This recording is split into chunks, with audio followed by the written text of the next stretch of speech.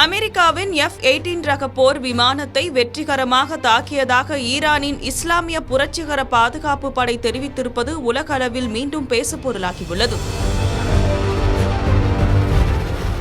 மத்திய கிழக்கில் America, Israel, Iran போர் ஒரு மாதத்தை தொட இருக்கும் நிலையில் அது மேலும் மேலும் தீவிரமடைந்து வருகிறது. இதற்கிடையே சமீப காலமாக ஈரானிடம் சுமூகமாக பேச்சுவார்த்தை நடத்தப்படுவதாக அமெரிக்க அதிபர் ட்ரம்ப் தெரிவித்திருந்தார்.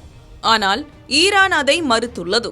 மறுபுறம் இரு நாடுகளுக்கு இடையே போர் நிறுத்தம் செய்ய பாகிஸ்தான் மத்தியஸ்தம் செய்து வருகிறது.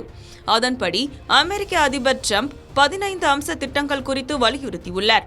ஆனால் அதில் சில விஷயங்களை தவிர மற்றவைகளுக்கு ஈரான் தலையசைக்கவில்லை. இதற்கிடையே ஈரான் எல்லையில் அமெரிக்க அரசு மேலும் படைகளை குவித்து வருகிறது. இது வரும் காலங்களில் கடுமையான தாக்குதலுக்கு வழிவகுக்கலாம் என கூறப்படுகிறது. இந்த நிலையில் அமெரிக்காவின் F-18 ரக போர் விமானத்தை வெற்றிகரமாக தாக்கியதாக ஈரானின் இஸ்லாமிய புரட்சிகர பாதுகாப்பு படை தெரிவித்துள்ளது. அது குறித்த வீடியோவையும் தனது சமூக வலைதள பக்கத்தில் வெளியிட்டுள்ளது.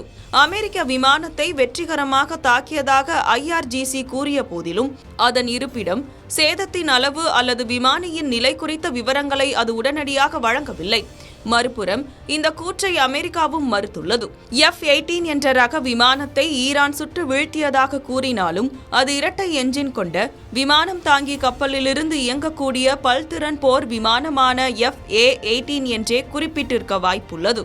அதாவது அமெரிக்க ராணுவம் F-18 என முறையாக பெயரிடப்பட்ட எந்த விமானத்தையும் இயக்குவதில்லை என கூறப்படுகிறது.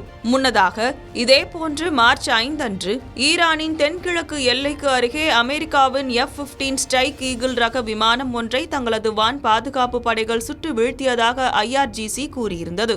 தவிர அது தொடர்பான வீடியோக்களையும் வெளியிட்டிருந்தது. ஆனால் அப்போதும் ஈரானிய தாக்குதலால் எந்தவொரு அமெரிக்க போர் விமானமும் இழக்கப்படவில்லை என அமெரிக்க மத்திய கட்டளை பிரிவு மறுத்திருந்தது.